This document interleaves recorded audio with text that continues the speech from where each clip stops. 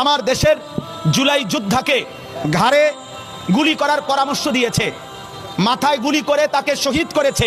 বাংলাদেশের জনসংখ্যা কম হতে পারে, তোদের ভারতের জনসংখ্যা বেশি হতে পারে, কিন্তু রব্বে কাবার কসম, আমার বাংলার 18 কোটি জনতা জীবন দিতে যতটা পছন্দ করে, তোরা বাঁচতে যতটা চাস বেটা। বক্তব্য অনেকেই দেয়, অনেক সুন্দর সুন্দর স্বপ্ন দেখায়, অনেক লম্বা লম্বা হুঙ্কার ছাড়ে, কিন্তু আমি ইয়াকিনের সাথে এই কথা স্পষ্ট বুঝেছি যে শহীদ শরীফ ওসমান হাদি তার জবান আর তার দিল বরাবর ছিল। সে হৃদয়ে যা লালন করেছে তা জবানে উচ্চারণ করেছে।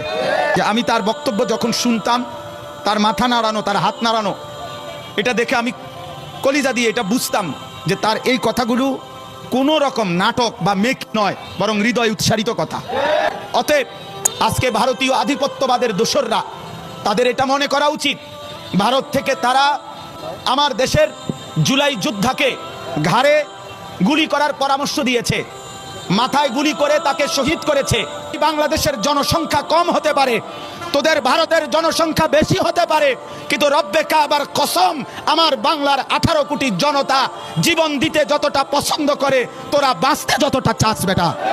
অতএব শহীদ শরীফ ওসমান হাদির নিজের লেখা একটা কবিতা আছে, আমায় ছিঁড়ে খাও হে শকুন। সেই কবিতা শহীদ শরীফ ওসমান হাদি নিজেই আবৃত্তি করেছিল। সে বলেছিল যে আধিপত্যবাদের দোসররা আমার সারা দেহ ছিঁড়ে ছিঁড়ে খাও, কিন্তু আমার মাথা খাইও না, অর্থাৎ আমি মাথা বিক্রি করব না।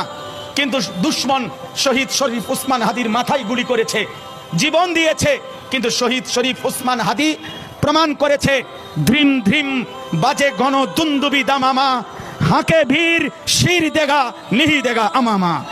অতএব আজকে ইনশাআল্লাহ এই জমিনে আমরাও আল্লাহর কসম করে বলি, 18 কোটি জনগণের পবিত্র শিরায় 1 ফোঁটা রক্ত থাকতে আমার মাতৃভূমির 1 ইঞ্চি জমিন ভারতের বেঈমান তোরা নিতে পারবি না।